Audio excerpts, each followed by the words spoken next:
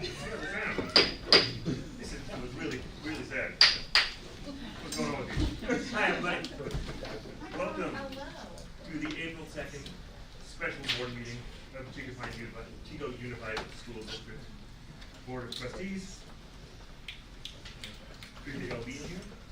Let's go ahead and start with the flag salute, please. Salute? Yeah. Right. I pledge allegiance to the flag of the United States of America and to the republic for which it stands, one nation, under God, indivisible, with liberty and justice for all. Thank you.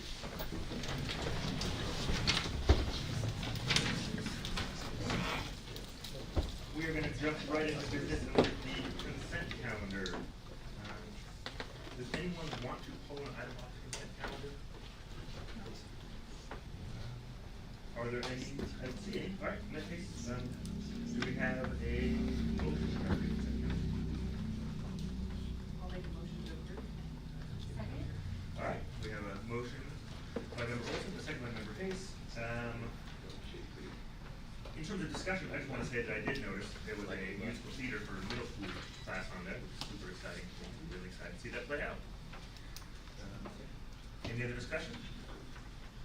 Since this is our first vote of the day, we'll go voice vote from a roll call vote from left to right. You want to start us off? Sure. Olson, aye. Compton, aye. Lando, aye. Hayes, aye. Robinson, aye. It is unanimous. Thank you all very much.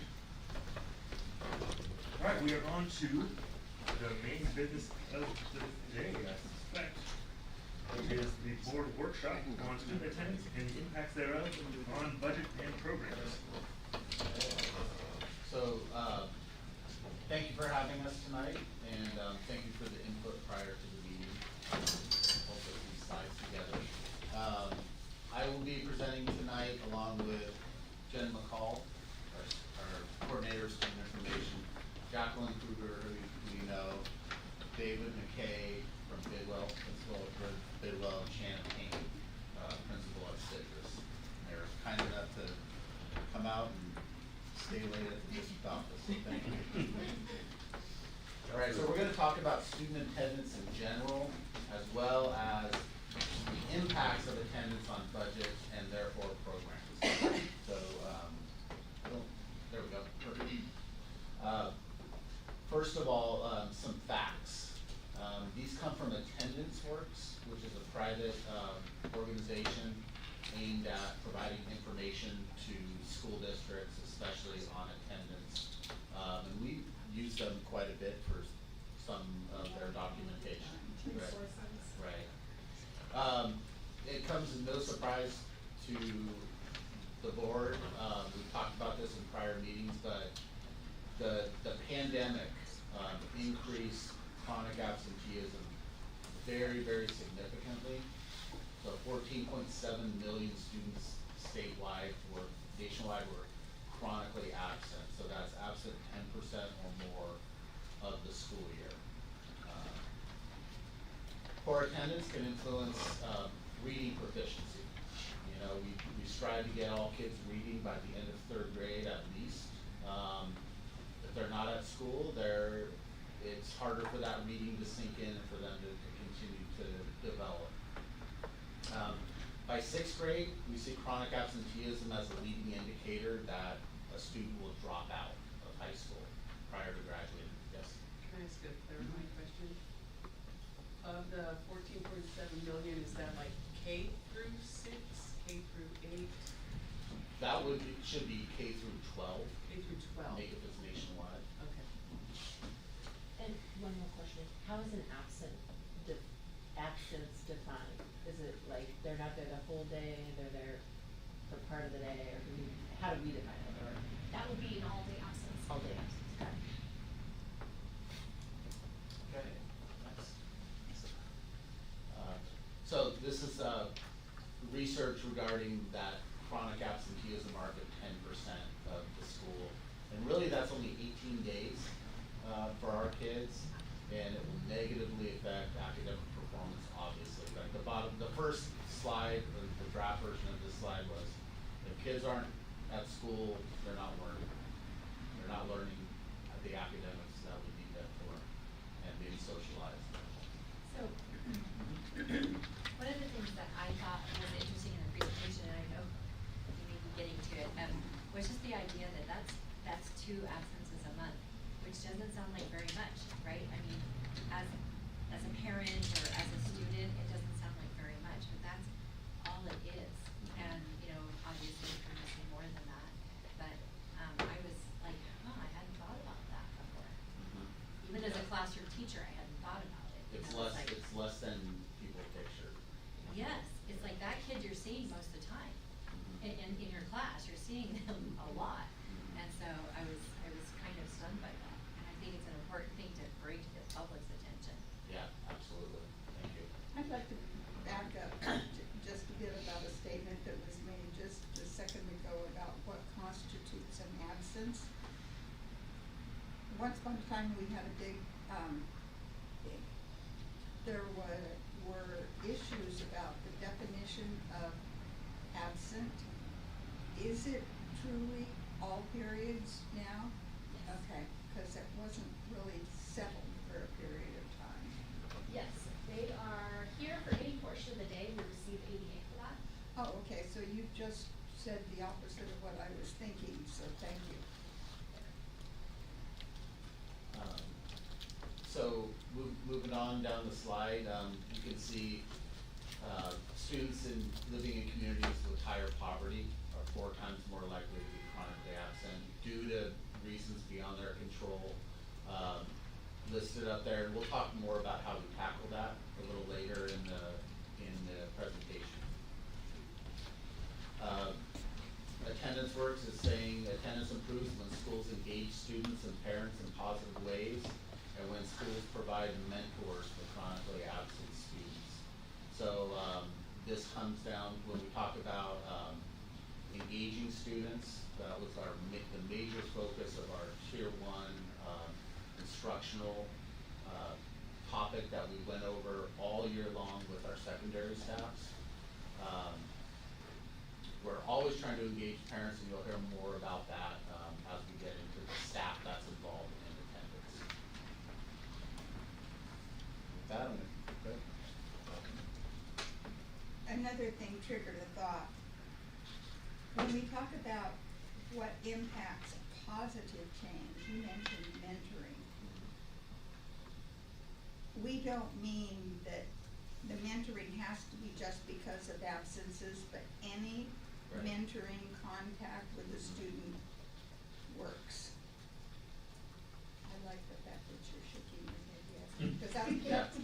Well, I would say where my head is going is, we have an intervention that we would call it check-in, check-out. And basically what it is a student who's having maybe behavioral or attendance issues is checking in with somebody at the beginning of the day. In elementary, they're checking with the same person throughout the day and then at the end. And they're really kind of making that connection. It's an opportunity for staff to, glad to see you at school, those kinds of conversations, keep it very positive, and then it keeps the kids accountable for, like we talked about today, one Chico High student has drastically reduced her tardies and increased her attendance just with, I believe it was 6 weeks of that. And so that's something that it's that connection with school staff. And I put, reading pals and other one-on-one tutoring type of activities in before and after school and stuff in that category of what helps. Right.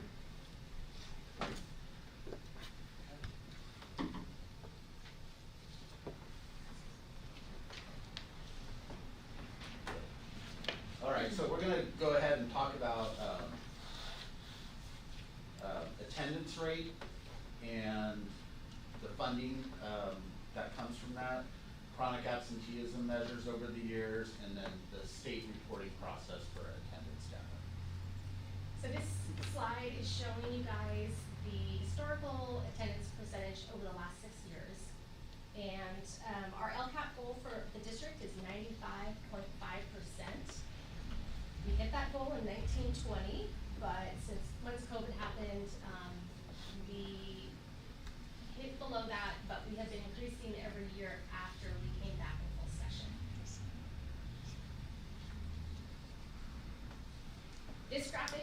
showing you a picture from the California State dashboard, and so it shows you what the state chronic absenteeism rates are.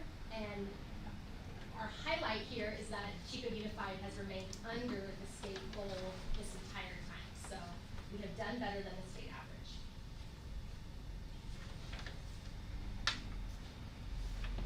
My role for Chico Unified is the coordinator of student information, and there are state reporting requirements with my role. Some of them are to report attendance to CalPADS, which is used by the state to calculate chronic absenteeism rates. And the other system that we use to report attendance is the principal apportionment data collection, which is where we report our ADA. I report this 3 times a year, and that's at P1, P2, and annual. Tim, can you explain what CalPADS is? Yeah, CalPADS is, gonna go blank on what the acronym stands for, but it's the California Student Data System. So all the data that California Longitudinal Data System. So all the data that we have on students, as far as demographics, attendance, discipline, gets sent to CalPADS, special education status. We send staffing information to CalPADS, and that's kept year to year, and that's kind of when we look at the dashboard, for example, all that data comes from CalPADS originally.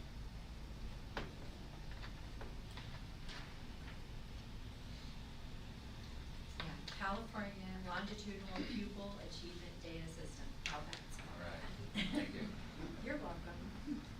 All right, next we're gonna jump into the fiscal implications of attendance. So we'll talk about average daily attendance, or ADA as we commonly refer to it, as well as some absence makeup opportunities. So just a reminder, the state funds California school districts and charter schools based on our average daily attendance, not our enrollment. So when we talk about these percentages at 92, 93, 94%, not only does it say on average, that's how many students are attending every day, but it also drives our funding. So fortunately, each year there's 3 options that we automatically get the higher of the 3. From a funding perspective, that leads to the highest ADA option. So we can look at our current year average daily attendance, our prior year, or 3 prior years average. So that 3 prior year average was implemented by the legislature with Gavin Newsom's pushing a couple years ago to give us that 3rd option.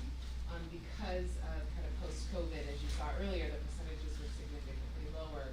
And as we're building that up, then we have that 3rd option. So currently, we budget around it for a 94% attendance rate. So that's our goal right now for the current year. With that percentage, right now the district is funded on prior year. So, but if we're able to increase to 95%, just 1%, then we would be funded on current year, and it would generate an additional $575,000 in funding. So it is based on a district-wide attendance percentage. So we do see that our high schools, and ironically enough, our TKs tend to be our lower attendance percentage. So it would require that some combination of all our grades increase so we hit 95%. Just a Yes. clarifying question. When you said 94% is the goal, really that's just for budgeting purposes? Budgetary, yes, Right. budgetary goal, yes, thank you, Yeah. And you said that goal much higher. yes. That amounts to 575K? If we can increase it to 95%, So it would 1%. generate an additional $575,000 in the Wow. current year. Yep, okay. So the other piece, and I think Tim hit it hard at the beginning, ultimately, if the kids aren't at school, they're not learning. So what we do is we have 2 programs that allow for attendance recovery. We have short-term independent study, which is 15 days or less. And then we also have a Saturday school program where students can make up those instructional minutes that they missed. So Jen was able to go through her records and get me the ADA for the last couple of years of how much was recouped during those programs, and then the associated dollars here. So pretty significant. Our short-term independent study program does bring in between 30 and 40 ADA. You'll see here that in 23-24, there was just over 34 ADA, which generated about $436,000. In 21, 22, there was almost 40 ADA that generated 400,000, and the reason that seems kind of backwards is because the per ADA amount in 23, 24 was larger than 21, 22. So even though there was less ADA, it generated more dollars. And our Saturday school, which is primarily our secondary sites, does range between 10 to 15-ish ADA that is recouped from those days. There's just less days available than a short-term independent study. Yes. At one point, there was discussion about, at the secondary level Saturday school, whether or not you had to have a certificated employee being in charge of Saturday school. You do. Okay. Yes, you have to have a certificated teacher who's overseeing the activity, and then they become the teacher of record Right. for that Saturday school program. Well, I know there was a lot of discussion along those lines. I wasn't sure where it was now. Yes. So, how does the state decide what our ADA was? I know you take the consensus of P1, P2, and annual. Do they look at those, just those three numbers, or they average? We're literally funded off of P2, which is period 2. Yeah. So P1 is reported just before Christmas. Yep. Kind of gives us a guide rail of where we're at for the year. That's really used by the state just for cash flow purposes, so they can distribute money to the district.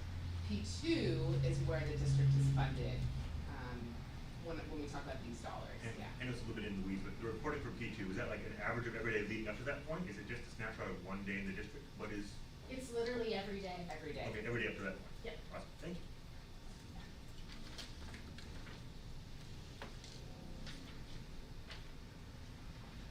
Okay. So, one last, I'm sorry, that, Yes. I know that this may seem small, but I think branding and it is an important thing. I like that it's being changed to like Saturday Success Academy. I think Saturday school has a negative connotation, and so even in things like this, I think as if we're going that route, which I think is better, I think, I think it's nice to see, positivity wherever possible, and even in reports like this, I think all of those little cues of, Saturday success, I think it's not a criticism, it's just an invitation to say, I think that's a great way of going, and words make a difference. Connotations are carried, and so I think, everything that we can do to put forth that kind of new rebranded idea is a good idea. Okay, we're gonna move into talking about encouraging and monitoring attendance of what goes into that, including staffing, the multi-tiered system of supports, or MTSS, and the school attendance review board, or SAR. All right, so talking a little bit more about my roles, I work closely with attendance clerks at each school site to ensure proper attendance coding and that regulations are followed. Correcting coding or regulatory errors when they might pop up and happen.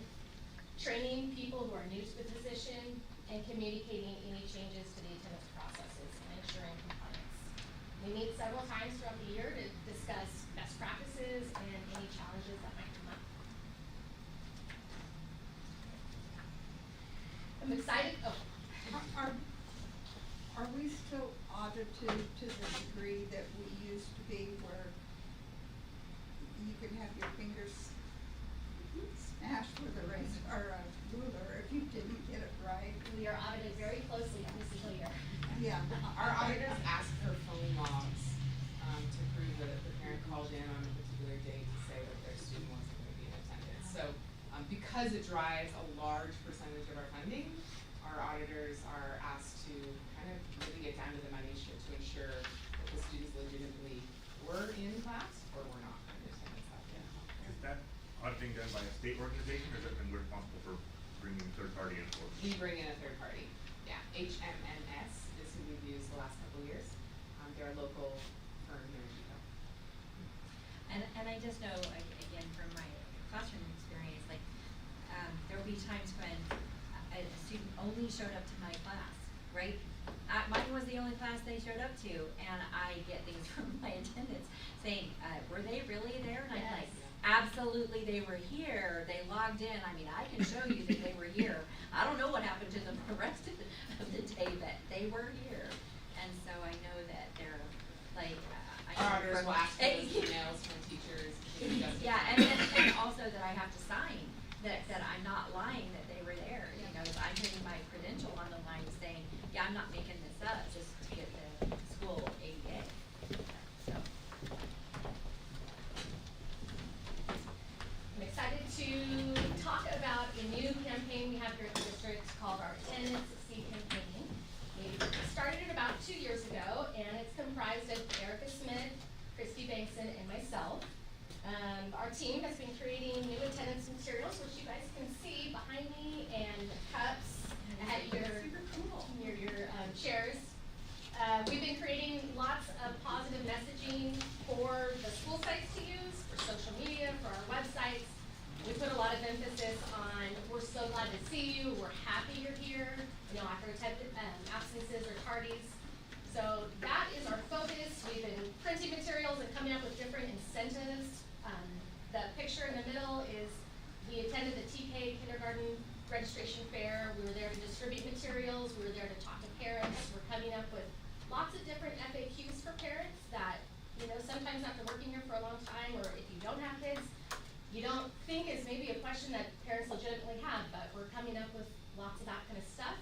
And one of the examples of the materials is on the right part of the screen, where we developed a when is sick, too sick to stay home. So kind of a guideline for schools to use and a guideline for parents. Back to attendance clerks, they are the faces of a school.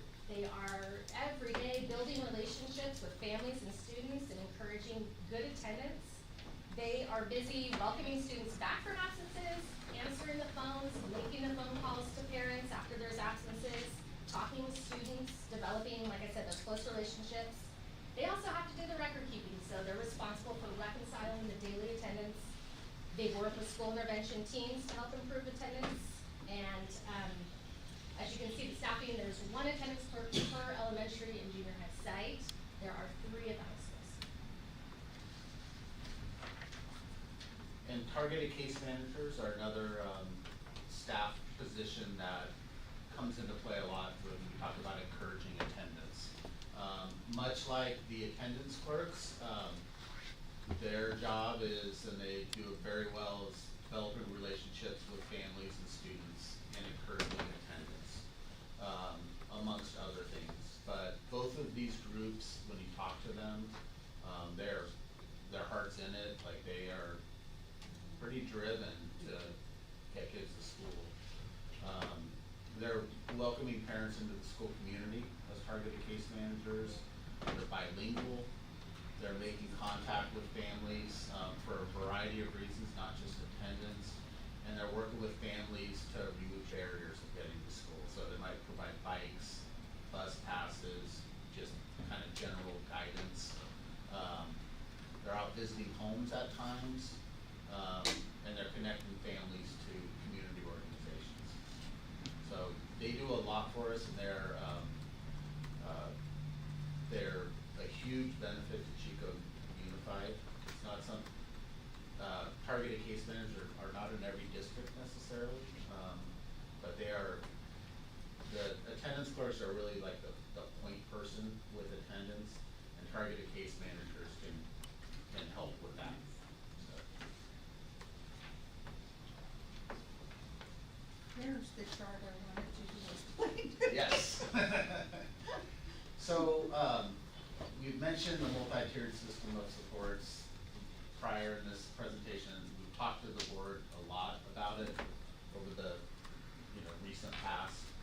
And part of that system includes monitoring meetings, where groups of staff, and it might be, or typically is administrators, counselors, intervention teachers at community school sites, with social workers. There might be special education staff present. There may be an attendance clerk present. But basically what they're doing is they're meeting on a regular basis and looking at a set of data that's provided for them to identify who needs help with what, essentially, and then making sure they're providing that support. And so, everybody, you know, attendance is huge, when we talk about learning, so, attendance plays a strong role in it, and the picture is really just an example. It's a screenshot of what those teams are looking at. And it's an example that includes, a list of students, and you can see the second row over, the second column over, the red, that's the attendance rate. And so you can see these kids have been pulled out, based on their data, and attendance rate is very low. So really, these intervention teams are gonna, you know, address this very differently than a student who's maybe having, at school every day, but having behavioral problems or other needs, so. So what does it'll- SIS stand for? Student Information System. Oh, gotcha, okay. Yep. And so the data that staff has to look at includes the whole span, attendance, discipline, grades, test scores, demographics. So this is a crucial part of what we do for encouraging attendance. Chiming in here, I was able to go to Bidwell, I think it was a couple of weeks ago, and sit in on one of those meetings, and it was fabulous. You know, the team working together, having conversation, who's responsible for what more follow-up needs to happen. It was really impressive, and it was very targeted, each student and what their needs were and what the follow-up would be, so, yeah, it is happening. Thank you. More questions about this graphic that I don't understand. Is that a student ID number down the first column? That is, so that's the student, identifying the student. Staff Right. sees student names, Right, but we can't show those. right. Then the next column over is the reported absence rate. What's in the first column, That's the number 2? That's minor discipline, I'll just go across there. Minor discipline, so that's, you know, discipline incidences that don't reach the office generally, they're not suspendable offenses. They might be, a student might be given a minor discipline incident by a yard supervisor, any staff member really. And then going across again, the SIS reported rate, so that's the student information system reported rate. For attendance. For attendance. And then the other, columns there are grades. And really, this spreadsheet goes on and on and on and on. Grades for each class, like I mentioned before, you know, major discipline, pretty much a very like well-rounded look at data on students and the students. And so these are just for the English language arts grade book. This is just ELA for middle That's school. just an example. Right, Yeah. Correct, but that's what this is Yeah, represented. exactly. And for middle school and high school. Yep, Okay. yep. So how is that is the way you know that, I was confused a little bit about the middle school and high school. I'm assuming that these numbers differentiate who's a middle schooler or high schooler, or you're, Oh, because yeah, you that's have a- fall semester and the spring semester, so I'm assuming one is, yeah, I was confused by that. And so it's not both middle school and high school, So, correct? correct. Okay. So these are, when a when a team sits down to look at it, they're only looking at kids at their school. And because each level is different, the data sets are different. So for example, we don't have letter grades in elementary report Right. cards, and then, Right. you know, we'll have more, assessment numbers, with the colors indicating areas of, you know, need. So it does look different, depending on the level. I have more questions. Yeah. So in column number 2, that's the absence rate, not the referral rate. That is the column number 2, the SIS reported, Right. rate. That's the percentage of school days that the student is present. Okay. Okay, so you can see like, row 2 is 77.6%, so that's far below, the The cutoff for 95. chronic absenteeism, and way far below the 95. In the next column, fall semester, let's use the same student. It has an F. Does that mean there's 1 F or 3 Fs or? That means for that course, there was an F. Which was English language arts at the top, right here, in little tiny writing, it shows Oh. English language arts, yeah. Okay. And that's why I was thrown, because it says ELA, but then it says for middle school and high school, and I'm like, well, it can't, that would be 4 semesters at least. So, yeah, so this is just for English language arts, and it's just for, And again, this is just a sample of sample, like the sure. larger, data So- set that people look at. Thank you for that Oh, you're welcome. question. Yeah. Because some of what we heard from our students when we sat down with our students was that they felt that intervention and support from their counselors needed to come as soon as they have 1 F or, you know. This doesn't seem to be able to tell us that we can pull out, you know, that you have to have more of what we're wanting to prevent in order to get. Right, and so this is an example of one list that a site team would have, and this is based primarily on attendance. Sites actually have multiple lists that they can review and do a review. One of those involves grades and Fs. Basically what we can do is set parameters for the system. We can say any student with 1 or more Fs show up on this list. And so that is done, it's just not, this one's focused on attendance. So what you're talking about with the F, you know, intervening, you do have counselors doing that. Because I like to pay attention to what our kids say at these meetings that we go to where they tell us what they think they need. And that's one of the things they keep coming back to is wanting intervention, wanting attention for themselves when they're struggling with it, that it doesn't, that they want it soon. They don't want it later when they've Right. already racked up Right. 3 or 4 Fs. Right.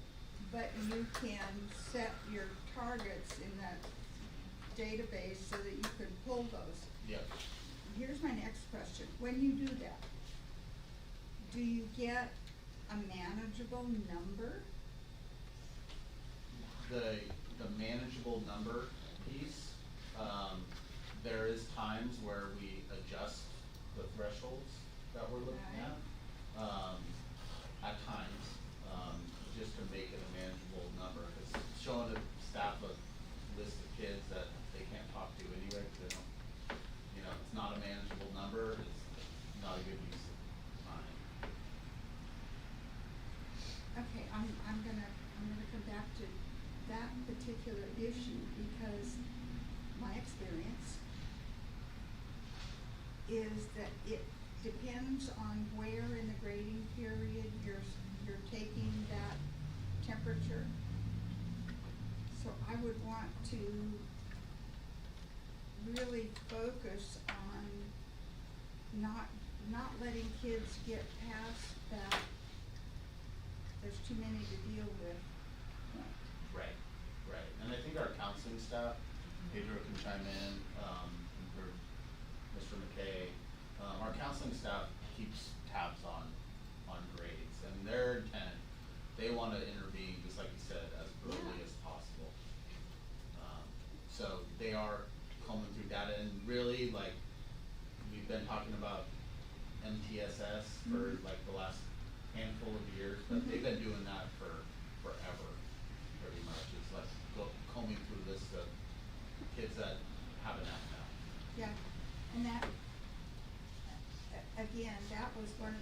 valuable indicators of who's about to have trouble. When the school year started, you know, as an attendance clerk, we didn't have a number of those ways to pull things, but we could pull number of absences, number of Fs. And boy, was that a quick indicator of who's headed for trouble. It really was a reliable thing. So if we have staff, and we do have more staff now, to focus on that through MTSS and stuff, please, you know, get to those kids, because the kids want intervention. That was the other thing that's so clear when you sit down with our students and listen to them is they want help. They really want help.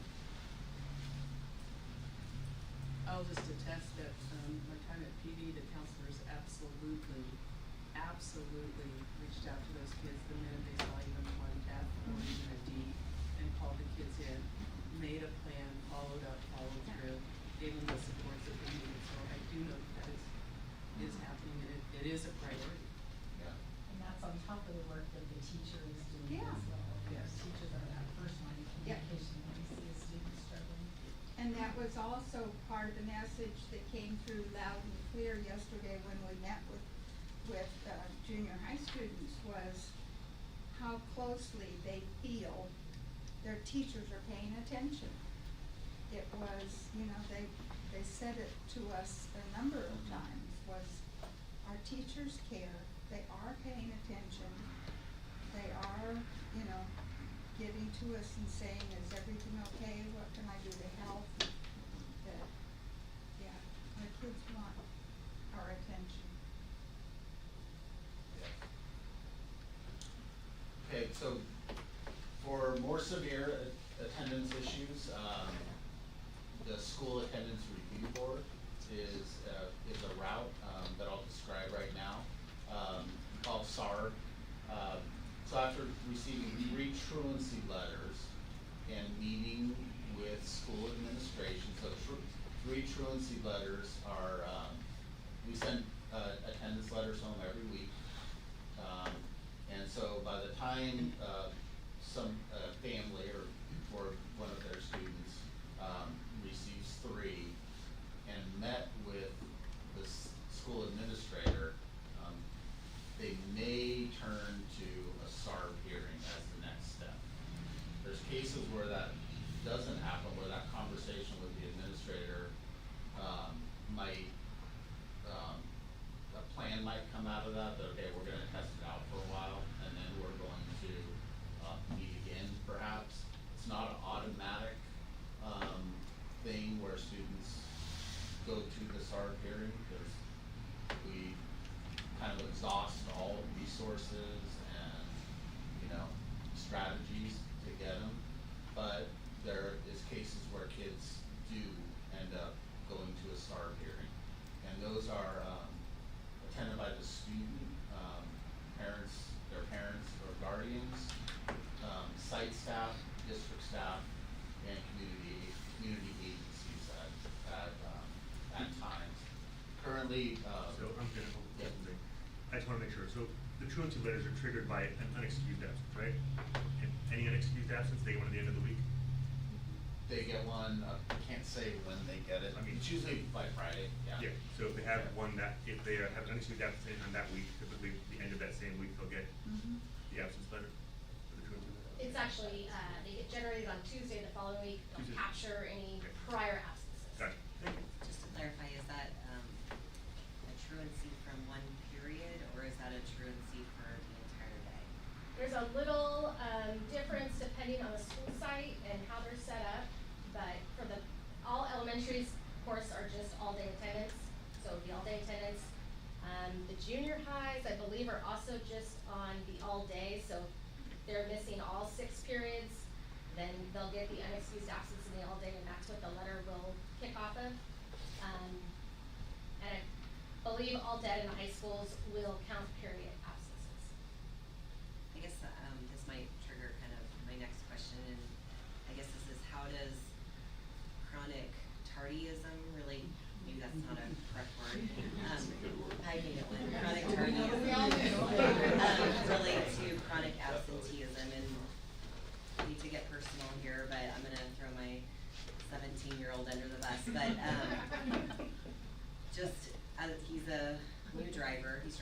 himself to school, and he has that new responsibility of arriving to school on time. And it's not uncommon for me to get the little text on the phone, you know, your child has missed a period. And so I confront him, I ask him, and his response often is, "Mom, I was 5-10 minutes late to school," which of course I don't see that as acceptable. I mean, I expect him to be to school on time, but my question is, I guess, financially, how does that impact the school district when you might have repeated tardies for one period, not the entire day? Like, how does that play out? There's no impact financially, right? Alright, I mean, I understand the educational impact, Yeah. and I value that, and I think he's been appropriately, like, received consequences for the experience, but I'm just wondering, like, what the relationship is for all of this. Yeah, and I'll add to that, staff is looking at tardies as well. Like the example I gave earlier with the student would check in, check out, that came about because of tardies. So staff is watching those too. And if that's the case, Chico in particular. Yeah. Yeah, as it should. I mean, I appreciate it and I support it. At the secondary level, you do have administrators that sometimes, occasionally, will send SAR cases where the focus is just specifically tardies. So I'm not going to share too much, but we've had cases where there's students that had 40+ tardies, and so we kind of focus on that. And this school admin just want to impress upon the student that we want you going to class on time. Would there be any value in sort of trying to distinguish out, like this is a tardy versus absenteeism? I mean, according to him, and I'm just using him, but like he says he's a few minutes late, but they've already, you know, submitted that to the office as an absentee. I don't know. There's a certain number of minutes Yeah. before. We X do amount of time distinguish, is so- tardy, and then it's absent. He's in trouble, he's busted. If a kid's tardy, I go in and change it to turn. Okay. Yeah, so if they're Gail's absolutely right, if they're over so many minutes. Okay. But there's a There's legal a, number or something. exactly, Yes. yeah. Yes. What was it? 30. Yeah.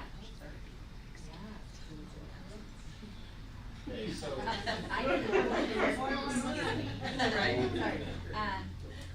I also wanted just to clarify, so the letters go out, but, you know, it could be just oversight by parents not excusing an absence, and then at which time they, oh my gosh, yes, we went to a doctor's appointment or whatever, and that is then the unexcused absence is changed to an excused absence, and that first truancy letter is it a moot point at that point? You basically get a pass for the next absence so that the Aries can write the number of absences and will kick out a second letter until there's an actual additional unexcused absence. My point is so if I forget to call in for my kid, then there's gonna be this unexcused absent. Yes. You know, it's gonna be unexcused and I get my first letter, but then I'm dutiful and I call in and say, hey, my bad, sorry about that.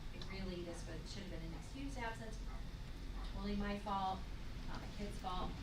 And I'm saying that parent wouldn't be on track to be receiving, like, if this happened 3 times in a year, which could happen, I mean, life happens to us, they're not gonna be triggered for a SAR hearing. I can clarify for that, just from the elementary. So it's kind of like a stair step. So the first thing we're always looking for is building that relationship, understanding the communication. So first letter's triggered, it is common that we get a call in a panic, just for that, oh my God, I mean, I'll sell myself out to Rebecca, here I am, I've done that before too, I'm like, oh my God, how embarrassing. So that's the first step. As long as we have that communication and we understand what's happening, then we can kind of continue on that. Sometimes the letters are still automatically generated, but it's building that relationship. The next step is, okay, this is kind of becoming a pattern. Now admin and the targeted case manager, they sit down and they kind of come up with a contract. So parent comes in, we make a game plan and really try to get to the bottom of what's really happening, what's getting in the way, and how do we get you here. Then we kind of student signs, we come up with a plan, and we monitor that. If that plan is still not serving anything, then the admin team goes, you know what, we've tried due diligence here on site, we're gonna move them up to the next level. And then they come to a SARB hearing. And then once they're at the SARB hearing, we do the same thing, right? We have community resources there, so Boys and Girls Club is there, the Child Protective Services was there, Family Ties is there, so we bring community resources in and say, hey, this is to support, so this is to bring everybody into a room and again, look at what are the bigger barriers, and is it transportation, are you having trouble waking them up, can we connect you to somebody that can give you some parent support in the home, and then we continue on that way, so it really is a stair step. Yeah, I appreciate that input. I just, one of the things I think is true, I'm hoping that those targeted case managers are really involved before even the first truancy letter ever went out. I mean, I would hope that, you know, I don't know, maybe the second one, but I guess when those SARB letters are not very friendly, you know, they're very, and if I'm a parent and a student who is, if I am having troubles, having threatening letters from school districts is probably not the best route to go. I mean, when you're, you know, you get more flies with honey than vinegar. And I'm understanding, I get that attendance is very important. I also think that there needs to be this measured, and I'm not saying it's not, but what I'm hoping, those SARB letters, I don't know what can be done to make them feel less like, I mean, I get Pedro's point when he's saying, when you have a kid with 40 tardies and you've tried everything and you want to say, hey, no kidding, you need to get yourself to class and on time. I understand that point. I think that, and as a parent, you get there too, right? But again, it's that give and take. And you don't want parents who may have, for a variety of reasons, like real PTSD to shows of demonstrable authority. And I think the one piece to keep in mind too, because right, the letter does come out, is that before that letter, our attendance clerks, people have been reaching out via text, via calls. Support before that ever goes. Yeah, and so that letter is kicked out to say, hey, you kind of just leaving us, we have no idea what's going on, Yeah. and so that sometimes is what triggers them to then Well, I'm connect. glad to hear that because Yeah. that's where we have to be. Absolutely. Again, I'll speak from personal experience that, John probably knows, I've had several students that we have tried and tried and tried everything and, you know, you name it, we've tried it. And I would personally get frustrated because I'm like, when is a SARB letter gonna go out? But the point being that we have, as a team, we exhaust everything before that happens, so.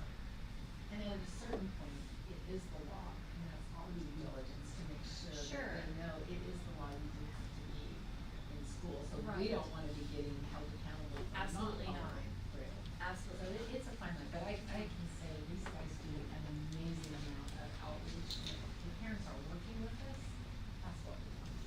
Well, I just think it's important for the public to know how much we do to make sure that happens long before it's like, yeah. Can you go back one slide? Okay, so Heather Fuentes mentioned the solutions that may involve community and school resources. Okay, she mentioned some agencies that are available to help. SARB hearings may result in a referral to attendance court. And that really hasn't always been the case, but we're told that that's on the table now. And then just for some perspective on this process, last year we had 108 SARB hearings, and we're about on the same pace this year. So 100 SAR parents. Which is less than 1% of our student population. Yeah, we have, our population is 12,300 kids, and this is 100, a little over 100.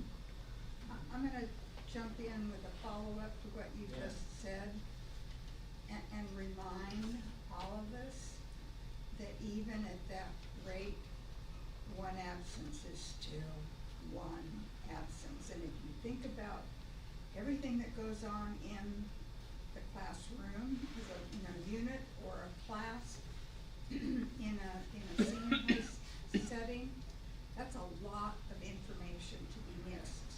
It makes a lot of extra work for teachers to make sure that they're getting makeup work to those students. I just, an absence is not just an absence. An absence is a heck of a big problem. And I'd say at the elementary school level too, I mean, when you're thinking about trying to teach kids to read,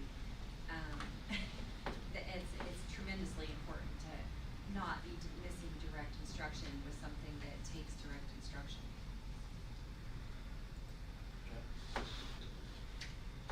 All right, so we have Shannon Payne here from Citrus and Dave McKay here from Bidwell to tell you about the details on what they do at their site to address attendance. So first we have Citrus.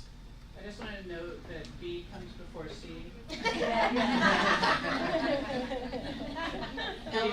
Not in their slideshow, not in their slideshow. Good evening, everybody. Thanks for having me here. I appreciate it. I love talking about our school and the things that we're doing to address our needs.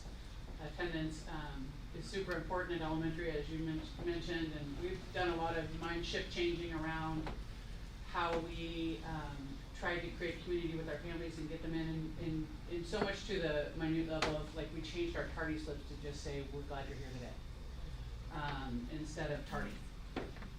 Because it just changes the whole dynamic from the way it's passed out to the student and the parent. We greet them with, we're glad you're here today, regardless of the circumstances or where they're at in their attendance journey. So it's an important thing for us, and we've got a great team. Tim started us off with our targeted case manager, who is incredibly active with attendance at our school. Jess Alonso does an incredible job.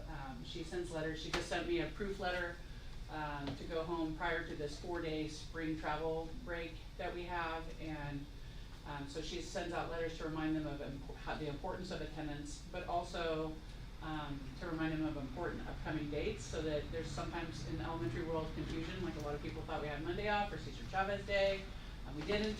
So she's sending, and she's communicating that a lot with our families who struggle with attendance, and so she's fantastic. She also does a lot with our kids who are in chronic attendance, absenteeism I should say, and she does punch cards with them.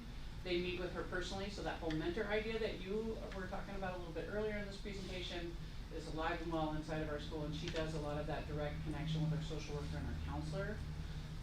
And really, they get prizes when they get to 90%. We celebrate them. It's a big exciting thing. They come to the office and they see me, give them a high five, and congratulate them for their success. Because we know in elementary school, oftentimes our kids are not the people responsible for getting themselves to school. And so that was part of that mind shift change for us. Sorry, parents. I'm like you, I feel you. But that was part of that mind shift change for us is when kids get to school and the first face they see is like, where have you been? That's just, it's not helping them. They didn't choose for the car to break down, or for the bus to be late, or for their bike to have a flat tire. The things that a lot of our students at Citrus are, kind of running up against. Their mom has overslept some, sibling doesn't want to go to school, so there's a different kind of communication at home, trying to get everybody ready down on the same page. And then we do a lot. She just does a lot of affirming phone calls when parents and students. For those parents, just that she tells the kids, well, call your mom today and tell her about how excited we are about you being at school more, that you filled your punch card out. And so that reconnection with them and on the positive, because we are talking, those letters they feel daunting when they see them. I have a lot of parent calls that come in, and so giving them that positive back when we do see the improvement has been really great for our community and just kind of saying, hey, we're in this together. And it's super important that you're here every day.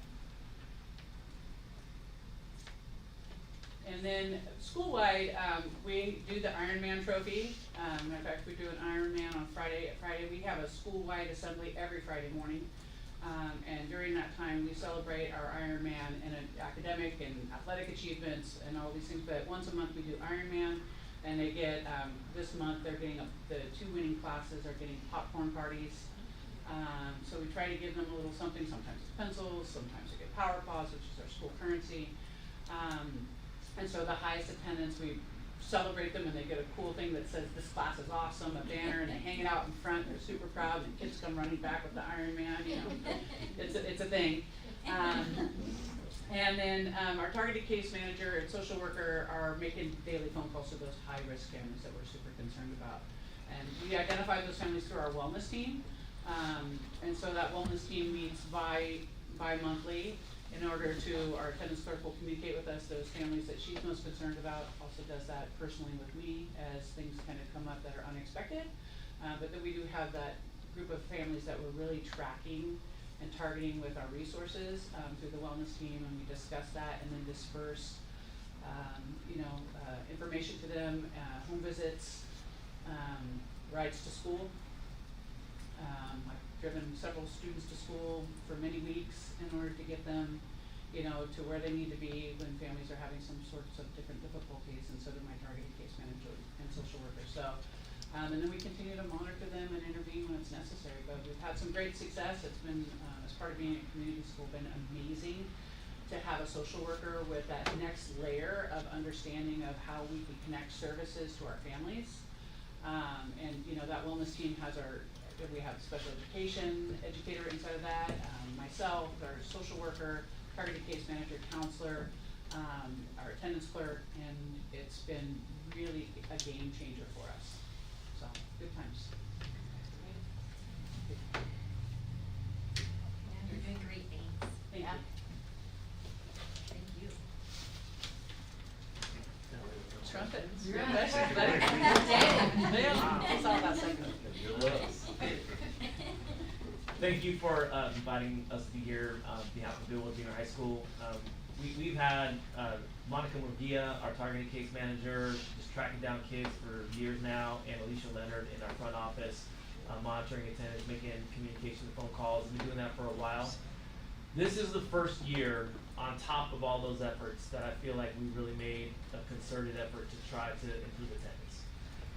One reason is because it's such a daunting task, and because once, even on a low attendance day, we still got 950 kids rolling in the halls, and they usually give us plenty to think about right there about going, what we're missing, I wonder where Jenny is today.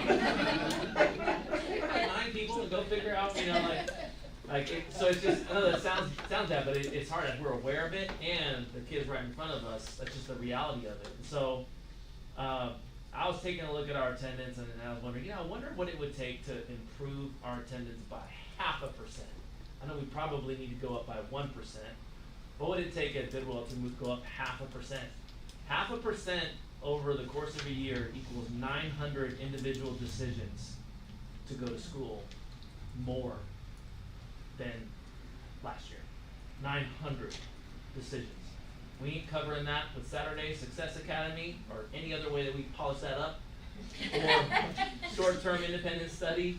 Like, those are all part of it. We definitely want to offer as many as we can, but that's for 0.5%, 900 decisions to go, nope, you got the sniffles, you're going 900 times for 0.5%. So it's an enormous task, and so this year we decided to try to empty the clip and see what we could do. So the slides that we have here represent our efforts to just spray and pray to a certain extent. Let's see what sticks. And we've had a lot of great help on the way. Erica Smith has been great in helping us pilot out some Aries communication ideas that we feel are gonna capitalize on some of the more effective communication strategies that we've had with our parents through text, basically, only not coming from staff's cell phones, but rather through Aries communication. And then also the mentoring idea, do they even notice that I'm gone? Like, yeah, we want them to notice that they're gone, not just when they come back, but, you know, ideally 10 minutes after attendance is taken in first period.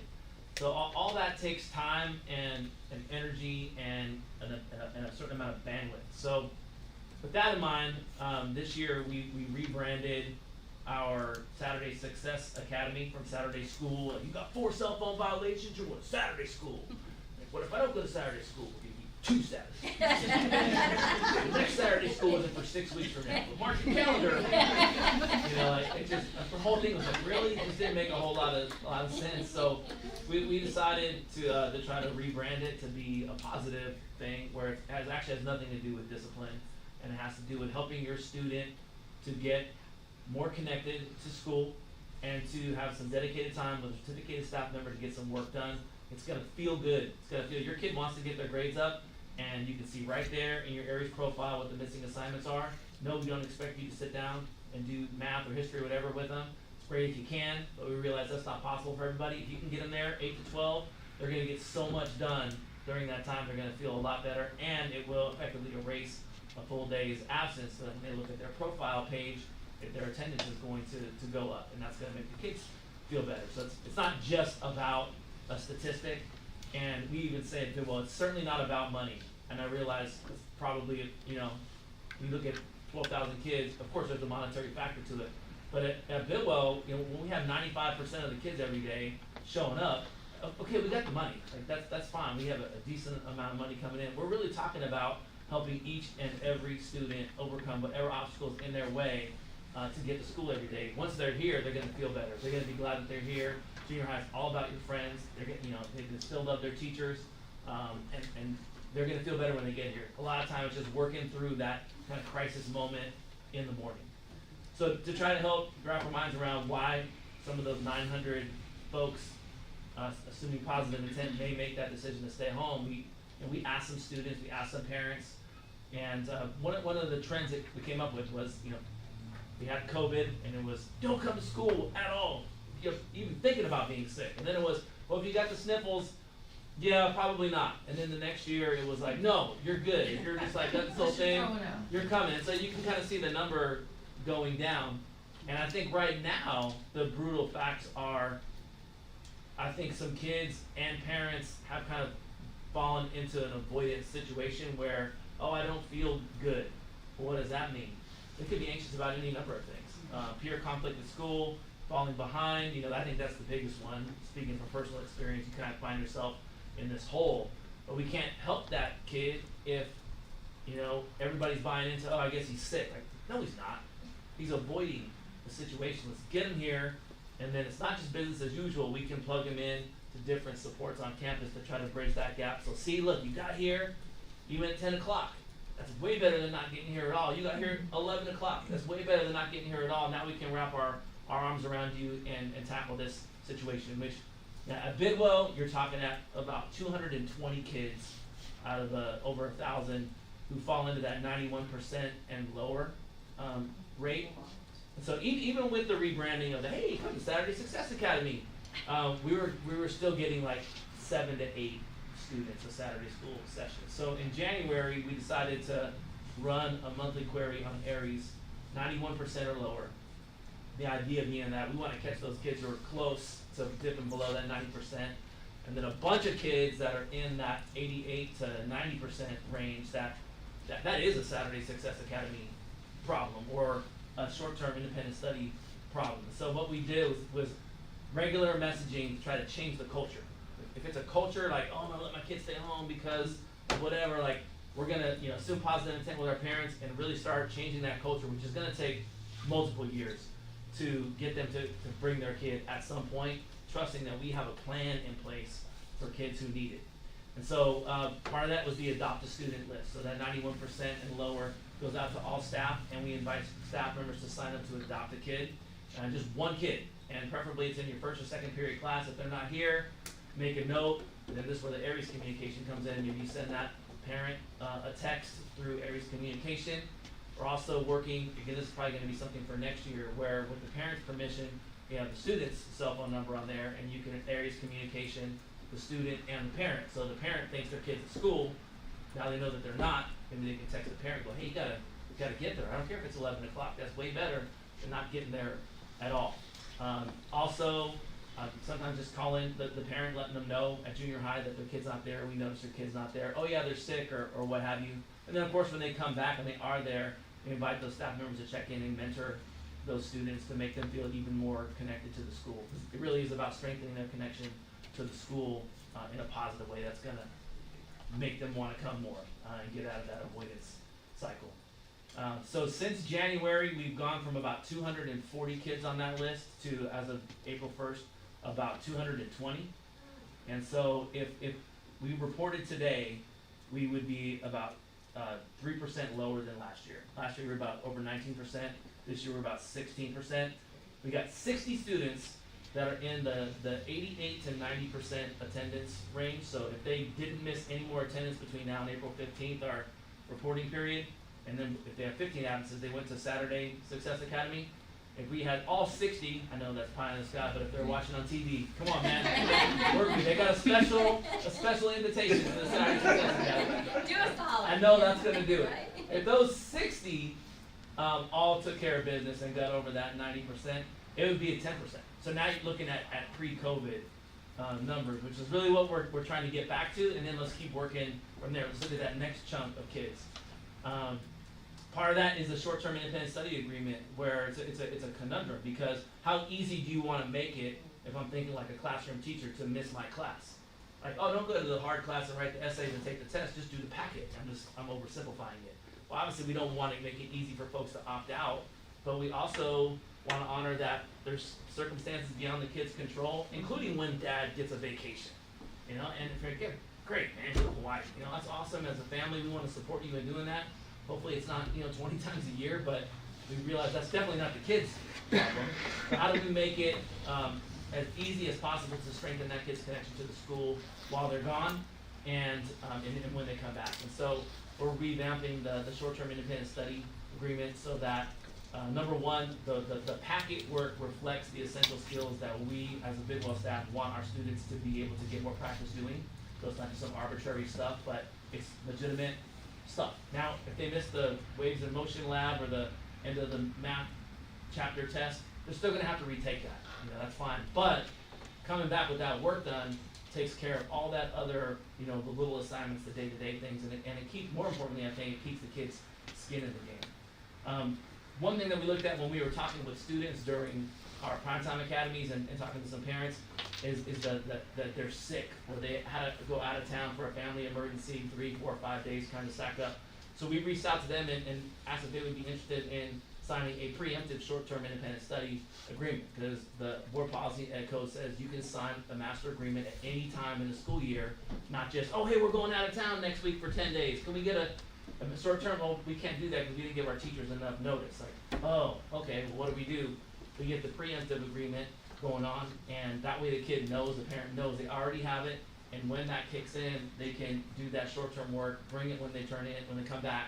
They have some skin in the game, they have some hope, they have some connection, another reason to check in with people upon their return, and hopefully that can also clear some of those absences. So those are some of the strategies that we've been doing, besides our, our tier 1 attendance messaging videos and our messages in the Pioneer post that we've been messaging, again, kind of emptying the clip this year. We're really just getting started, and it's been exciting. I don't know what's on the next slide, to see the response from staff and from students. People are talking about it, and I think starting next year, especially with some of these added features that we can implement, we're gonna continue to improve off of whatever we get this year. Which hope if it's at least at 3%, I'll take 3% every year. That would be great. I mentioned the primetime academies already. Is talking to students during our bonus period, and we were figuring out, hey, why do you miss school? What's going on when you're missing school, and trying to tailor our messaging and our interventions and our supports to meet the needs of those actual students. I love everything you had to say, both of you actually. And I definitely think we're having to do a lot of cleanup post-COVID, and there were a lot of messages that parents and families received, and like you said, we gave them 100 reasons why they needed to stay home, and now we're telling them, you need to be back. And I probably what I would say the most important message is, like you already said, it's not about the money. We know that being in the classroom, is what's most important, and that's where the success is. I mean, we see that with the grades. I mean, the message during COVID was we can accomplish everything that we're doing in the classroom or close to it at home, and now we're having to like reverse that message and saying, no, actually you need to be here to accomplish the same results. So I think it's just gonna be reiterating like the relationship between being in the classroom, less failures, and it's not about the money. That would be my point. And hopefully we can get that message out there to the parents, because they received a different message a few years ago. So anyway, that's all I have to say. Good point. Okay, so thank you both for coming today.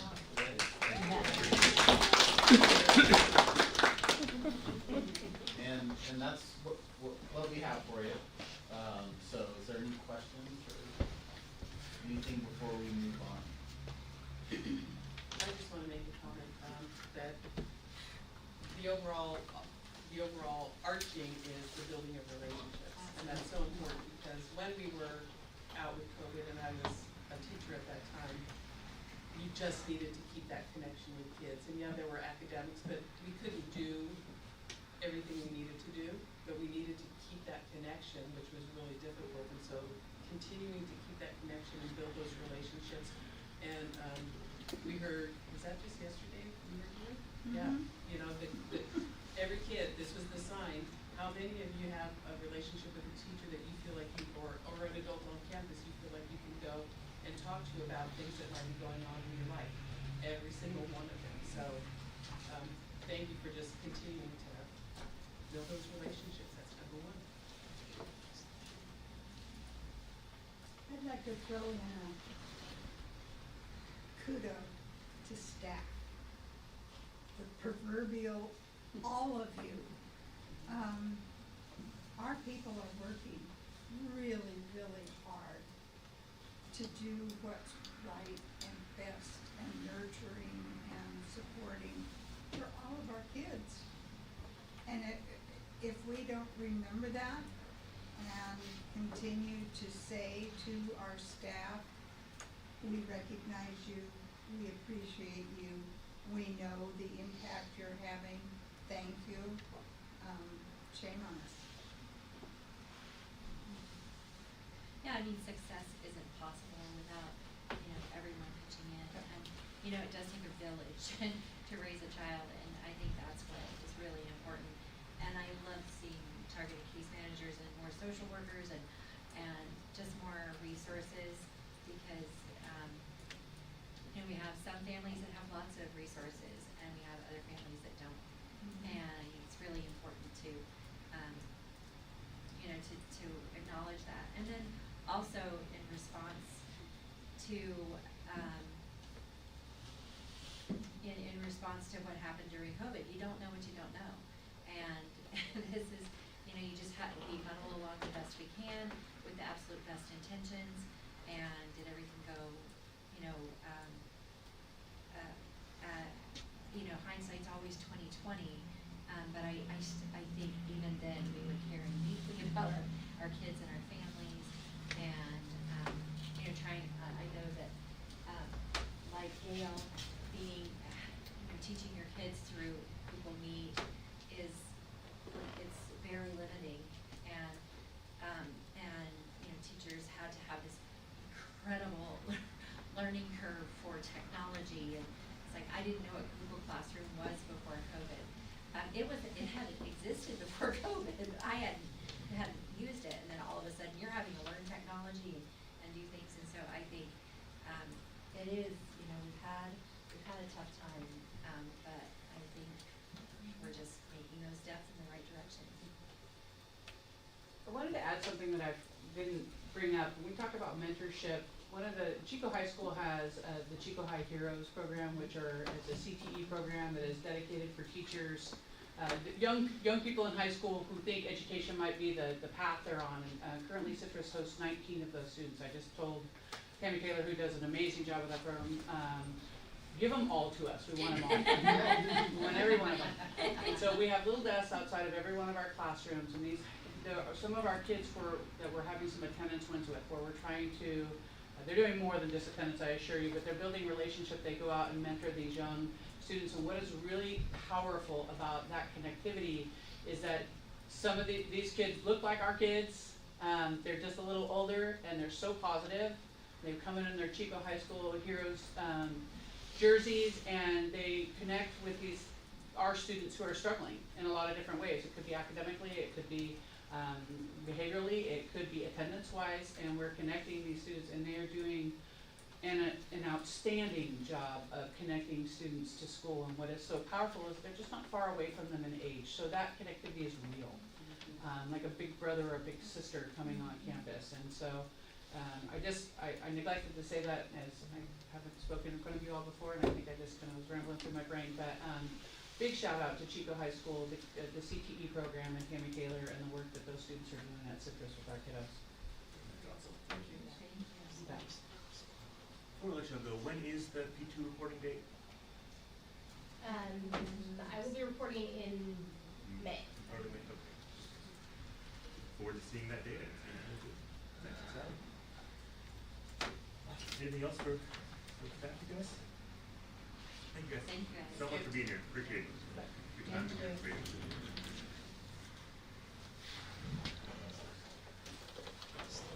we let our principals go at this point?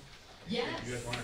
Yes, absolutely. Yeah. Thank you so much. Thank you so much. We appreciate it. Great job,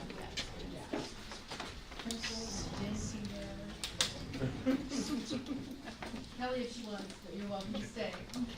Tim does not need to go yet. And then, is our system here? Okay, good. Excellent. In that case, I'd like to, a quick, point of order and drop a motion on the table to suspend the rules briefly. We've got a request to move the one item in 5 before the one item in 4, just so we have one public speaker, so we can get them spoken and out the door before it gets too late. So do I have a second for that motion to move item 5? Any discussion about that? No. Okay. All those in favor, signify by saying aye. Aye. Great, thank you. In that case, we're on to item 5.1, which is a discussion of a board member, a request to agendize an item regarding the use of Chromebooks in the classroom, on campus, and at home. So I'm going to ask that board member to introduce it, and then we will hear from our member of the public. So who wants to talk on that one? Yeah, go. So, this evening I'd like to, request to put on the agenda, the discussion, at a future board meeting, the use of Chromebooks in the classroom, on campus and at home.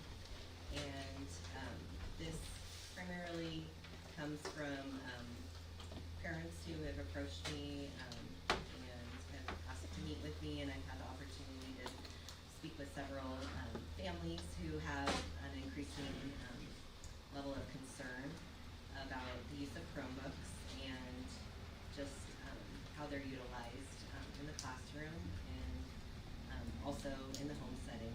And I think this deserves attention. And I actually wholeheartedly support the opinion. I think there's been a significant amount of misuse of Chromebooks, and I think we had a really thoughtful and provoking discussion when it came to cell phones, and I'd like to kind of just relate this to cell phones, and just that I think that Chromebooks, although they can be used in a useful way, and they serve a purpose, and I see them useful in different capacities at different grade levels, whether it be elementary, middle school, and high school. I'd like to just open up this opportunity to discuss, like, just sort of some guidelines and maybe some restrictions, particularly in the younger years and in the elementary school years. I think I'm gonna go out on a limb and say I don't know that the benefit is outweighing the risks when it comes to Chromebooks, particularly in the younger years. And I have a pretty good amount of concern, and this comes from concerns that parents have expressed to me, and maybe it would be better explained from some of these parents who are here tonight to talk about that. But I think it's worthwhile to bring to the table as a point of discussion and on the agenda. So do we need a second, are your Well, motion? there's no is- motion yet. Oh, I see, So, okay. what we're gonna do is, first, we'll see if there's any clarifying questions, and at this point, we have to be very careful, because again, this isn't on the formal agenda, so we can't get into a debate about it. And that's why I'm kind of being general. I don't mean to be so vague, but. Does the rest of the board have questions about, what member content is trying to achieve, or what kind of information she's looking for, that we can clarify without starting a debate about the merits? Yeah, and that's why I was being vague. I just want to make that clear. Well, I will add that I also have had parents reach out, and I think it's an important topic, and I encourage them to go to LCAP meetings, and I was heartened to see that, that happened, and I do think that, our community is, we have the opportunity to have an impact on education. I think it's really important. So thank you for putting it on the agenda to see if we can have it on the agenda. I think it's an interesting question, absolutely. And it's always good to look at, data and see what's working and what isn't in terms of the tools we're sending our teachers and our students with. If there are no other questions of clarification, then I'm going to ask for our listed speaker, Carson Bradley. Hi, everybody. Is there a time limit? There is, you have 3 minutes. 3 minutes. Do we have a timer set? I- So at 30 seconds, the tone will let you know 30 seconds left. Okay, first time speaker here, so bear with me. First of all, Becky, thank you so much for presenting this, to get on the agenda. Thank you all board members, thank all you guys for being here, we're all trying to do the best we can. I prepared some remarks, I'll just go ahead and read, because then it'll be a little more, clear thinking. I would like to use this opportunity to question the 1-to-1 Chromebook ratio of the district and hopefully open up some serious dialogue regarding what appears to be a full speed ahead commitment to Chromebook learning. I would argue that 24/7 access to their own laptop might not be necessary to ensure that they are prepared to succeed in this tech-heavy world. In months of research and meetings and observations, I'm concerned with the answers that I have been getting to the many questions that I have been asking about usage, safeguarding, etc. The safeguards and policies in place are not nearly strong enough for our elementary school kids, perhaps even for our middle school kids. As such, it is my hope that we can take a deep dive into what we are setting out to accomplish by handing these out to our youngest kids as their very own laptop to carry with them at all times for the duration of their CUSD student lifespan. Often this is the very first personal device they're receiving, and as in our case, with parents who are not ready for that, and who are not wanting their child's elementary school experience to be that. We have put up a smartphone policy in place, yet we have actively handed out Chromebooks that have similar functionality to the smartphone, and certainly share many of the same issues. Do we know how much time is being spent on Chromebooks at school, at home? How much time are teachers spending policing Chromebooks in the classroom or on campus? What are Chromebooks doing to our kids' social skills, their mental health? What are Chromebooks doing to our kids' attention spans and focus when they play educational games that addict them to dopamine hits? How's our handwriting looking? Are Chromebooks improving our academic outcomes? Are Chromebooks safe when they can be used to access all kinds of websites, not just those vetted by the teachers? Each one of these websites collect different data on our children. How are we ensuring that all of that data is safe? 30 seconds. There are so many questions to answer. I think we need to provide the answers. Research shows that experts are telling us to limit screen time. Research shows us that the educational value of pencil to paper. I believe that we can work together, teachers, parents, the district, the board, to take a good, honest look at the way we're using Chromebook learning and screens in our classrooms. And again, I ask the question, are Chromebooks improving our academic outcomes and our students' well-being? If the answer isn't obvious and a resounding yes, then we need to seriously reevaluate these tools. There are too many risks, and the stake is too high. Thank you. Sorry to go over. Not at all. It's a worthy sentiment, I appreciate it. Thank you all. Are there any other members of the public who want listed who would like to speak on this topic? I didn't know I was speaker card. You can still. Yeah, by all means. Okay. I'm here to support Rebecca and on her effort to agendize this item for future conversation with the school. Thank you.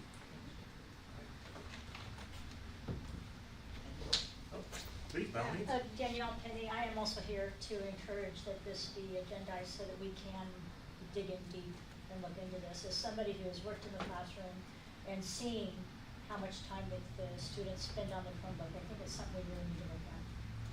Thank you very much. Any other members of the public? Thank you guys so much. I appreciate your showing up. Thank you, guys. We need your input and I appreciate it. With that, do we have a motion associated with this item? I'd like to move that we agendize this item. I second it. Wait, we have a motion by member Conklin, second by member Hayes. It is open for debate, and I'd like to ask specifically, what do you actually want to see? What kind of information would you like staff to gather and present? I think it would start, particularly with that parent survey. I mean, that being the most important component, like, is this something that parents are wanting their child to have? I mean, as Carson mentioned, this is, her child's first device, and I certainly think that stands to reason, like, to ask them what their opinion is. I do believe that, it should be different for each sort of grade level. You know, elementary should have a different standard, compared to middle school, compared to high school. I'd like to, I don't know if it's something that, information that we could gather, but I think it would be pertinent information to know, like, our Chromebooks, is it positively benefiting their academic performance? I mean, I think that stands to reason. I don't know if that information is available. And I guess parameters, safeguards that are already in place, are these safeguards actually effective? Those would be some of my questions and concerns. So, and I'll say also from a, you know, a teacher's perspective, while I appreciate that at some point we want our kids to have, you know, access, to maybe their own device, I guess I would love to hear from elementary school teachers, like how Chromebooks are being used, and, is the maybe a benefit is for differentiated instruction, and how else could that happen? And could they accomplish the same thing by having an in-class set, rather than something that is taken home, so that each class can have, like, before COVID, I had a classroom set with its own little rolling cart that charged, you know, 36 computers for my freshman class. And so it seems like, would be an option to have, so for elementary school teachers, I'd like to know really a report from them to see, my focus would be, like Rebecca saying, you know, focus really on the younger grades. Yeah, as I've said to Mr. Vincent in a previous meeting, just the sheer weight of a Chromebook for a second grader, I mean, I know that second graders come in all sizes, that literally my granddaughter, she's so petite, and I no kidding, I think this would be a third of her weight in second grade. I'm not joking, she's tiny. And so it's like, having to just physically carry it around, and I don't see the payout for a third grader or whatever. I guess I wanna also add, and this is an important point, is fiscally, like, the cost of the Chromebook, and, I mean, is the financial cost really paying out? Are we seeing the financial payout of this Chromebook? And another thought, I mean, I know that, like you said, they're going back and forth with the kids to school. I mean, is there an option to just purchase like a classroom copy and they actually stay in the classroom and they don't travel back and forth? Because there's I love the fact that Carson's an involved parent, but we have students who don't have parents available at home, and then we're sending them home with this device, and they have access to who knows what. So I just have a lot of concern with what's available to them when they leave the campus. And this is like something we're providing to them to access unlimited information, or limited, well, I mean, to be determined. I'd like to add also, elementary, yes, but I also am interested in the impacts, you know, at all grade levels. Exactly, Right? yeah. And then specifically like social emotional and just having interactions with your peers. I think I'd be interested in, at elementary in a given day, how often, for how long, how much each time are students on Chromebooks? And then in addition at secondary, middle school and high school, in your class, how often are kids using their Chromebooks? That would give me some kind of solid information that, oh, in a 90-minute block period, kids are on their Chromebooks for 70 minutes in 7 of their classes, you know, or something like that. Or maybe it's the other way around, you know. And it's kind of appropriate, I spent the day today, chaperoning a field trip with my 5th grade daughter, and it was a glorious day at the Sutter Buttes, and we saw snakes, and we, you know, were looking at different wildflowers and algae, and I mean, just, like, those are the experiences I want for our kids more and more, and not looking at these. That's all.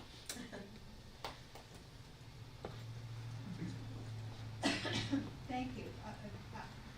What I'd like to make sure that we look at is, we have, what, 9 years now with the one-to-one Chromebook? Yeah, probably around 8 or 9 years with one-to-one, yes. That, we have a big bucket of information, and pulling together how successful we are at different issues surrounding the information we're trying to get to our students. We should be able to disaggregate that information in a way that helps us make the decisions that it seems as though we're all questioning. So that's my concern, is that we make the decision using the data that's available to us. And on that note, we got Tim here. When we looked at the state achievement data, we broke out data and compared it to districts that were similar in size and demographics. It would be interesting to know if we could find out whether those districts had one-to-one policies also, and look at that comparison again with an eye towards that one variable, just to see. Well, I'd just like to say that I think it's difficult to draw conclusions when you have no control group. So there hasn't been a group within our student population that didn't have access to Chromebooks. And so it's hard to draw conclusions about how successful we are at, you know, we may have made great gains, but those gains may have, we don't know what is attributed to technology versus targeted case managers and, you know, more attendance. So I don't know that we have a way of really looking at that. I think looking more generally at kind of objective things, like we do know that there's brain research that talks about the impact of video versus writing. I mean, it's a whole different brain function, seeing things here than seeing it here, even seeing it just visually, and then doing this rather than doing this. It's a whole different brain. I think we need some, I think this is going to be a complex thing to say we need to have people that actually have some brain research. I know that Christina has done some of these things, Bengtson, is that right? Yeah, so I just think that I think it's an important topic. I don't know that it's easy to draw conclusions about whether or not we're more academically successful for having one-to-one Chromebooks, because we didn't have half of the kids do not have them, right? That's just I don't know how we would draw those conclusions. I think it would be improper to draw conclusions without having a control group. That's. I think Tom was asking with our comparison schools, not with our current students, but with districts other districts that we use for comparisons. Which frankly, I'd be surprised if there were many that didn't have one-to-one, but we could find that. Mine was more in response to Eileen's, that idea of No, I was just trying to get to that. Yeah. But I think having information on the research, and I could Google it, but I don't know if I'd be getting the right information or not. It'd be nice to know that I'm getting solid, sound information just regarding the research on the brain and development and Chromebooks and screens versus, my day, paper, pencil, and. It might be worthwhile to reach out to some of our partners in higher education to see if any of them are up on current research on what that looks like exactly. That would be great. We've heard a lot about a topic that we're just deciding whether to agendize, so I kind of want to bring it back. So we have a motion? Yes. Yes, and a second. And do we know does staff have an idea of what that motion is at the point where we think we can put some kind of an action agenda, item on our agenda if it passes? Yes, but, I mean, we're gonna need to put, and we're gonna have to ask some people to sit down and meet with us and make sure that we're getting, because this is huge. And it is certainly not a topic that our staff is gonna be prepared to address. We're gonna have to pull in some outside resources. I mean, certainly John is gonna have the expertise to address part of that, but, brain research and that kind of stuff, we're gonna need to do a little bit more work to be ready for that. But I think working with board members and certainly community members as well, what do you want to hear about? And then recognizing that this is not going to be a short 10-minute presentation. This is gonna take some time, and it will take some time to pull this together as well. But it definitely sounds like it's something we need to do. I almost wonder if we should set a goal for a workshop instead, and then maybe use this motion, maybe make a subcommittee say, board members or staff, community members, figure exactly what we want to hear.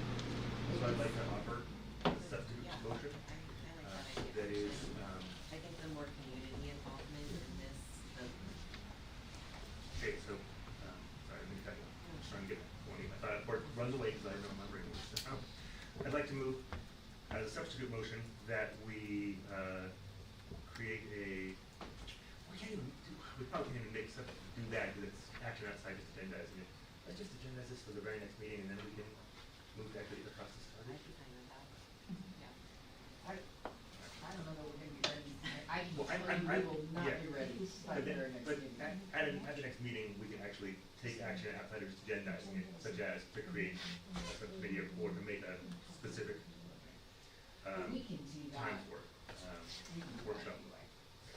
Because you and I set the agenda, right, so we can set it as a workshop agenda. And then, as part of that, we want to have people, For sure. Just think the only thing we work on can it. do As long as we get the emotion to agendize it as a topic, what it becomes, we can work with. You guys feel like voting on that? I think I understand and support what we're trying to do. In that case, let's go ahead and do a voice vote, just because it was kind of a complex and long one. So the motion, as I understand it, is just to agendize a discussion about the use, safety, and other data regarding research regarding Chromebook usage generally, and from there we'll narrow it down. And that might, allow for more community involvement if they know it's on the agenda, and then we could hear from our community how they feel about it. Yeah. Perhaps that's enough to spur us to. And when we put this on the agenda, we'll be able to gather more information if we need it. That said, I'm gonna go ahead and vote. I think yes. And Wilson, wanna go for it? Olson, aye. Hogan, aye. Mando, aye. Hayes, aye. Robinson, aye. All right, that is unanimous. Thank you very much. It was a worthwhile conversation. Thank you. Thank And thank you for your Thanks. Yeah, thank you. help and pressure. Does it Appreciate get it. agendized for the next board meeting? When do you think we might see this? Well, if we're gonna do it as a workshop, it probably won't be until, at the earliest June or July. So will you let the parents know through a survey or Absolutely. something that this workshop is happening? Absolutely. I'm not sure if Mr. Shepherd is trying to communicate something or just thinking real hard. No, I'm just listening. Seems like you were maybe trying to be posing. No. Do you have a secret? No. Okay, thank you. Thank you. So yes, the agendas are always available, 5 days before the meeting, and in this case, we will certainly get that information out earlier. We have a way to get signed up for alerts about upcoming meetings, if you're not on that already. Eric, I know, has a mailing list basically. So President Lando, I'd just like to say that I would love to be on that committee, the subcommittee. If we end up creating a subcommittee, because we can't take that action Okay, until I actually. thought Kelly said that we could do that. We can informally get input, we can't form an actual subcommittee. at this board meeting. Because this is just a discussion about agendizing it. Okay. Yeah. I guess I misunderstood when you were saying that. So, We could do that we could do so, that. by our bylaws, the board president and superintendent set the agenda. Right. If we want to expand what goes into setting that agenda item, we can certainly do that. We're gonna pull in people to help develop this agenda item, we can do that. And so I'm just saying that when that I happens, forget- I'm yeah. throwing my hat in, is what I'm You telling are you to know. volunteering is what I Yeah, get. that's what I'm saying, I'm interested. Are we allowed to ask a question? We can, You can ask, we may not be able to Yeah. answer. Okay, depending- well, just my question is, you're saying we're gonna put it off until June. Can we do like a parent survey beforehand? Because in June, parents are gonna be gone. Mhm. And kind of just start gathering information from parents, letting them know that in June, we're gonna look at it. But at least start gathering if they have concerns or questions.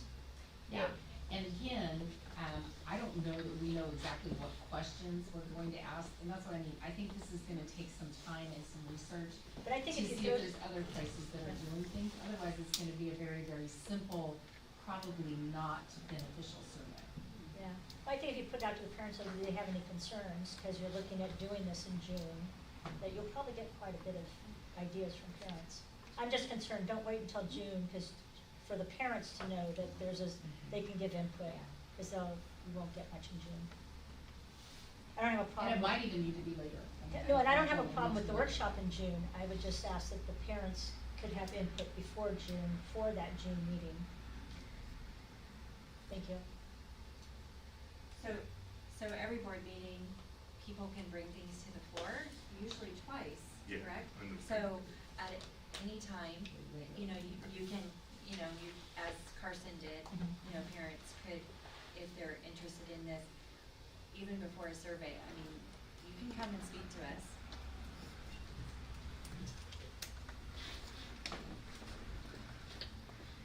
okay, I think we know mostly where we're at. I hear there's Yeah. interest in collecting, input from the, community, which is always a good idea. We can certainly do, I'm gonna way too much of these on this, but, we could certainly do an open-ended question.